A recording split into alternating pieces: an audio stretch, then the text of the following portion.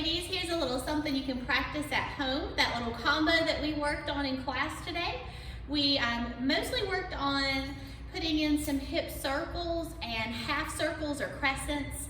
So remember, when we're doing a full hip circle, we've got that full range of motion from our right, back, left, in front, or in the opposite direction, but we've got all of those points into the circle. So we're doing a full circle. We're going all the way around so that our spine is kind of the center of that circle and our hips are going around us. If we're doing the crescent, we were mostly just doing those in the front half. So I might be extended to the right, come forward and go over to the left, or from left to right, and we kind of put a little step into that. So as my weight is over here, I can pick up my other foot and shift with it. And now that my weight is on my left, I can pick up my right foot and shift back. So that little step just comes from shifting your weight as you're doing that crescent motion. So that was the first part of our little combo. We were a little bit turned on an angle, and with our left hip towards the audience, we were gonna step out with the crescent and then step back right where we were. And then we're gonna use 2 circles to turn ourselves in that direction that we just stepped out on. So 2 circles to turn that way.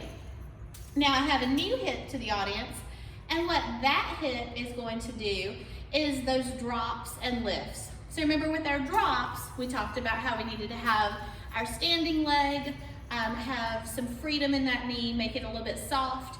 Our leg where the hip is going to drop needs to be up so that it's able to drop. I actually don't have weight there. I'm just using that for balance. So my toe is touching the floor, but I'm not all the way on it with my weight.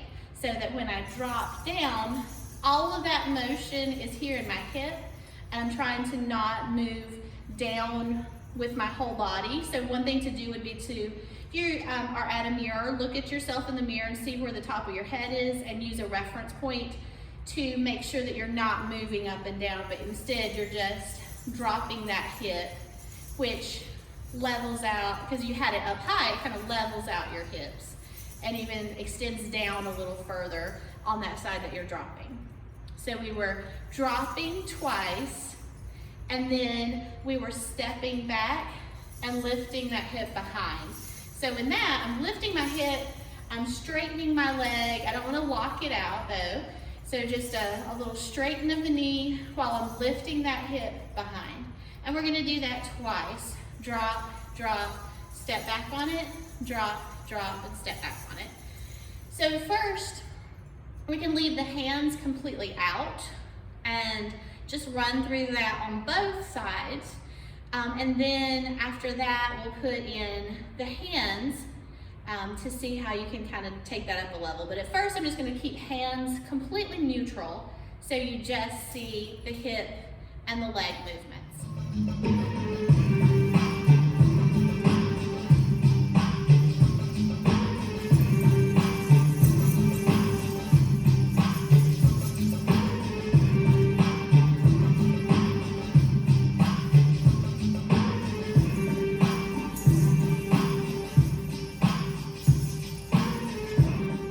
Now what we'll add with those arms is whenever we're doing the crescent, when the crescent is going forward, we're going to just have our hand extended out with it.